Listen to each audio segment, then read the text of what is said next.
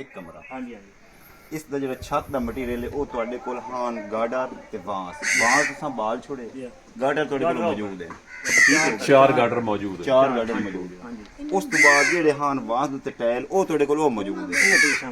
ਅਗਰ ਉਸ ਦੀ ਕੋਈ ਕਮੀ ਬੇਸ਼ੀ ਹੋਵੇ ਤਾਂ ਅਸੀਂ ਆਪਣੇ ਕੋਲੋਂ ਲੈ ਕੇ ਦੇ ਤੁਸੀਂ ਆਖਿਆ ਕਿ 500 ਘੱਟ ਹੈ ਟਾਇਲ, ਉਹ ਅਸੀਂ ਤੁਹਾਨੂੰ ਲੈ ਕੇ ਉਹ ਅਸੀਂ ਟਾਇਲ ਸਰ।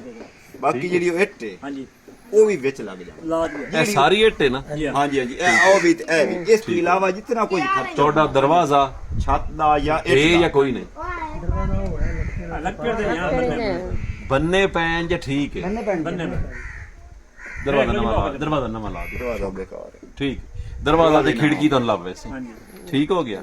ਹੁਣ ਇਹ ਸ਼ਈਆਂ ਤੁਸੀਂ ਦੇਵਣੀਆਂ ਤੇ ਬਾਕੀ ਜਿਹੜੀਆਂ ਅਸੀਂ ਜਿਹੜੀਆਂ ਦਰਵਾਜ਼ਾ ਖਿੜਕੀ ਇੱਟ ਸੀਮੈਂਟ ਮਜ਼ਦੂਰ ਮਿਸਤਰੀ। ਅੱਛਾ ਤੁਹਾਡਾ ਕੋਈ ਘਰ ਦਾ ਫਰਜ਼ ਜਿਹੜਾ ਮਜ਼ਦੂਰੀ ਕਰੇ ਵਿੱਚ ਹੈ ਜਵਾਨ ਬੰਦਾ ਉਹ ਤੁਹਾਡੇ ਬੱਚਾ ਕੋਲ ਹੋਣਾ ਮਜ਼ਦੂਰੀ ਉਹ ਕੋਈ ਨਹੀਂ ਉਹ ਬੱਚਾ ਮੈਂ ਤਾਂ ਜਿਸ ਵੇਲੇ ਤੂੰ ਵੇਲ ਲਾਵੇਂ ਡੰਗਰਾਂ ਨੂੰ ਪੱਠੇ ਪਾ ਕੇ ਜੇ ਵਿੱਚੋਂ ਕੋਈ ਥੋੜਾ ਟਾਈਮ ਲਵਾਉਣਾ ਹੋਵੇ ਨਾ ਨਹੀਂ ਇਹ ਪਰਮਾਨੈਂਟ ਨਾਲ ਉਸੇ ਪਰਮਾਨੈਂਟ ਨਾਲ ਉਸ ਨਾ ਨਾ ਨਾ ਇਹ ਨਾ ਵਾ ਤੂੰ ਇਹ ਉਹ ਨਾ ਆਖਿਆ ਮੈਂ ਤੁਹਾਨੂੰ ਡੰਗਰਾਂ ਦੀ ਕਰਨੀ ਉਹ ਬਈ ਆਪਣਾ ਬੰਦੋਬਸਤ ਆਪ ਕਰਨਾ। ਠੀਕ ਹੈ। ਸਾਡੇ ਕੋਲ ਹੋ ਸਕਿਆ ਇਹ ਦੱਸ ਦੇਵਣਾ ਤੂੰ ਡੰਗਰਾਂ ਦੀ ਕਰਨੀ ਹੈ ਜਾਂ ਇੱਥੇ ਮਜ਼ਦੂਰੀ ਕਰਨੀ ਹੁਣੇ ਦੱਸ ਚਾ ਕੋਈ ਸਾਨੂੰ ਮਸਲਾ ਕੋਈ ਨਹੀਂ ਨਾਲ ਪਰਮਾਨੈਂਟ ਨਾਲ ਹੋ ਸਕੇ ਹਾਂਜੀ ਨਹੀਂ ਤਾਂ ਅਸੀਂ ਇੱਕ ਮਜ਼ਦੂਰ ਹੋਰ ਕਰ ਲਵੀਏ।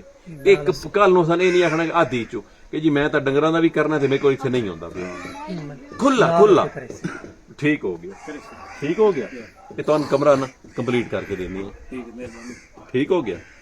ਕੱਲ ਮਟੀਰੀਅਲ ਸਾਨੂੰ ਤੁਸੀਂ ਦੱਸਿਆ ਇਸ ਚ ਤੁਸੀਂ ਕੋਈ ਚੀਜ਼ ਅਗਾ ਪਿੱਛੇ ਨਹੀਂ ਅੱਗਾ ਪਿੱਛੇ ਸਾਡੇ ਸਾਹਮਣੇ ਵੀ ਅੱਲਾਹ ਹੁਣ ਤੁਸੀਂ ਉਹ ਚੀਜ਼ ਮਿਹਰਬਾਨੀ ਦੀ ਕਿਹੜੀ